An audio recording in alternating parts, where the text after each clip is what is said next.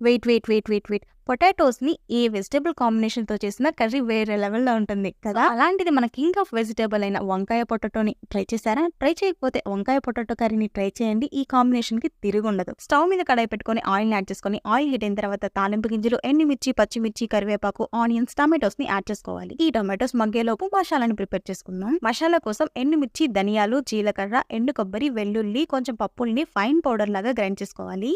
ఈలోపు టమాటోస్ మంచిగా మగ్గిపోయాయి కదా! నెక్స్ట్ వచ్చేసి చిన్నగా కట్ చేసుకున్నటువంటి వంకాయ పొటాటోస్‌ని యాడ్ చేసుకోవాలి. నెక్స్ట్ వచ్చేసి టేస్ట్‌కి సరిపడిన సాల్ట్, హాఫ్ స్పూన్ దాకా పసుపు, మీ స్పైసీనెస్‌కి తగినంత కారం యాడ్ చేసుకొని ఒకసారి మంచిగా మిక్స్ చేసుకోవాలి. నెక్స్ట్ వచ్చేసి ఇవి కొంచెం ఫ్రై అయిన తర్వాత తగినన్ని వాటర్‌ని యాడ్ చేసుకొని మనం ముందుగా గ్రైండ్ చేసుకున్నటువంటి మసాలాని యాడ్ చేసుకోవాలి.